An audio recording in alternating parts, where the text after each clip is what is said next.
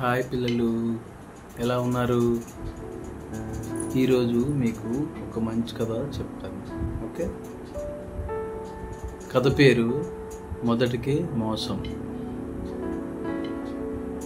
అందరూ జాగ్రత్తగా వినండి. ఈ కథ విన్న తర్వాత నచ్చితే ఒక లైక్ కొట్టండి, సబ్స్క్రైబ్ చేసుకోండి.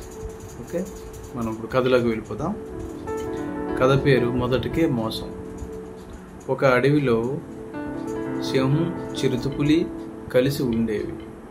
రెండింటికి వయసు అయిపోవడంతో పెద్దగా వేటాడలేకపోయేవి. ఉన్న దాంట్లోనే ఏదో విధంగా సరిపెట్టుకునేవి. ఒకసారి వాటికి వరుసగా వారం రోజుల పాటు ఆహారం దొరకలేదు. తినడానికి ఆహారం ఏమీ దొరకలేదు. ఆకలితో నకనకలు ఆడిపోయేవి. అదే సమయంలో వాటికో జింక పిల్ల కనిపించింది. అప్పుడు సింహం, మిత్రమా, మనం ఎవరికి వారే వేటాడుతుంటే జంతువులు పారిపోతున్నాయి. ఇద్దరం కలిసి చెరో వైపు నుంచి దాడి చేద్దాం అని చెప్పింది. దానికి చిరుతపులి సరేనంది. ఇద్దరు కలిసి చెరో వైపు నుంచి దాడి చేశారనమాట. చేయగానే అవి రెండు కలిసి తెలివిగా వేటాడడం వల్ల జింక పిల్ల దొరికిపోయింది. దాంతో వాటి సంతోషానికి అవధులు లేవు. అయితే సింహం మాత్రం కలిసి వేటాడాలన్న ఆలోచన మొదట నాకే వచ్చింది కదా, అందుకే నేనే ముందు తింటాను అని సింహం అని చెప్పింది అనమాట. దానికి చిరుతపులికి ఎక్కలేని కోపం వచ్చింది. దాంతో అక్కడ ఉన్నదే చిన్న జింక పిల్ల, ముందు నువ్వు తింటే మొత్తం తినేస్తావు, ఇద్దరం కలిసి వేటాడాము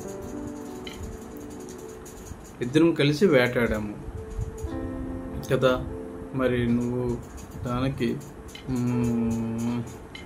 జింక పిల్ల మొత్తం నువ్వే తినేస్తావు, ఇద్దరం కలిసి వేటాడడం, కలిసి తిందాం అని చెప్పింది. దానికి సింహం ఒప్పుకోలేదు. మాట పెరిగింది. అసలు నీకు వాటానే ఇవ్వను అని అన్నది సింహం. మొత్తం నేనే తింటాను పో అని చెప్పేసి అన్నదన్నమాట. అని ఉరిమింది చిరుత. ఈ గొడవంతా చెట్టు చాటు నుండి ఓ నక్క గమనించసాగింది. ఒక నక్క పక్క చెట్టు పక్కన వెళ్ళి అలా విన్నదనమాట మొత్తం. అసలే వృద్ధాప్యం, ఆ పైన ఆకలితో అలమటిస్తున్న ఆ రెండు ఎక్కువసేపు పోట్లాడుకోలేవన్న విషయం ఆ నక్కకి అర్థమైంది. గొడవ పడి సింహం, చిరుత అలిసిపోయి కూలబడిపోయేవి. అలిసిపోవడం వల్ల కూలబడిపోయాయి అనమాట. అదే అదుననుకున్న నక్క గబాలను జింక పిల్లను లాక్కుని పారిపోయింది. చూసారా, రెండు కొట్టుకోవడం వల్ల మాంసం, ఆహారం ఏమొచ్చి పక్కన వేరే జంతువు వచ్చి పట్టుకొని పారిపోయింది. అందుకే ఇద్దరు కలిసి స్నేహభావంతో పంచుకుంటే ఇద్దరికి ఫుడ్ వద్దును. ఇద్దరు ఎవరికి వారు తగులాడుకొని మొత్తం ఫుడ్ మొత్తం వదిలేశారు. ఆ పక్కనే గమనిస్తున్న నక్క వచ్చి ఆ జింక పిల్లని పట్టుకెళ్ళిపోయింది. అయ్యో, కలిసి పంచుకోకుండా గొడవపడి ఆహారాన్ని పోగొట్టుకున్నామే అని బాధపడ్డాయి సింహం, చిరుతపులి. అందుకే మొదటికే వాళ్ళిద్దరికీ మోసం జరిగింది.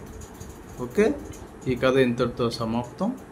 ఓకే, మీకు ఈ కథ నచ్చితే ఒక లైక్ కొట్టండి, ఇందులో కామెంట్ చేయండి, ఇందులో ఏమైనా బాగోకపోతే కామెంట్ చేయండి, సబ్స్క్రైబ్ చేసుకోండి. Thank you.